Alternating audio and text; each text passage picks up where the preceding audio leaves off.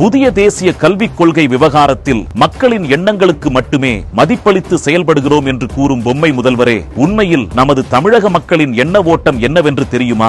ஏன் கவர்மெண்ட் ஸ்கூல்ல படிக்கிற பசங்க மட்டும் இதை கிடையாது நினைக்கிறேன்? முழுக்க மணி தான் அதுல காரணம். அப்பதானே வந்து பிரைவேட் ஸ்கூல்ல சேர்ப்பாங்க. எஜுகேஷனை சிம்பிளா சொல்லணும்னா விக்கிறாங்க, அவ்வளவுதான். கவர்மெண்ட் ஸ்கூல்ல இல்லாதப்பட்டவங்க தான் படிப்பாங்க, இல்ல அவங்களால அதை வந்து அஃபோர்ட் பண்ண முடியாது. காசுக்கு உங்களுக்கு மட்டும்தான் அதெல்லாம் கிடைக்கணும். ஃபுல் அண்ட் ஃபுல் இதுல மணி மட்டும் தான் பேக் எண்ட்ல இருக்கிறது. மும்மொழி கொள்கை என்பது என்னை பொறுத்த வரைக்கும் அது அவசியம்தான். ஏன்னா ஒரு மொழி என்பது மக்களுக்கு விழி போல. அப்படி இருக்கும் பொழுது 5 மொழியை கற்பவன் 5 மனிதர்களுக்கு சமம் என்று சொல்கிறார்கள்.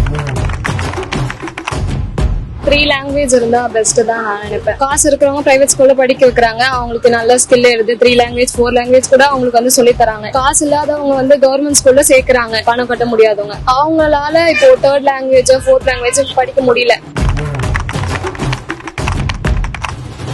இன்னொரு லாங்குவேஜ் கத்துக்கிறதால என்ன தப்பு இருக்குன்னு நான் கேட்கிறேன்.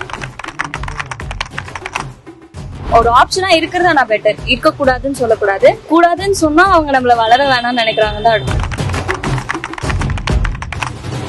என்னுடைய பசங்க 3வது வகுப்பு படிக்கிறாங்க. இன்னைக்கு கல்வி கட்டணம் செலுத்த கூட ரொம்ப ஒவ்வொரு வருடமும் என்னை போன்ற சாதாரண மக்கள் அந்த பணத்தை திரட்டவே ஒரு பெரிய சுமையாயிடுது. இந்த சூழ்நிலையில இந்த திட்டம் வந்தா எங்களை போன்ற ஒரு சாதாரண மக்கள் எங்களுடைய பிள்ளைகளை அரசு கல்வியில தரமான கல்வி கிடைக்கக்கூடிய சூழ்நிலை ஏற்பட அரசு பள்ளிக்கே நாங்க அனுப்புவோம்.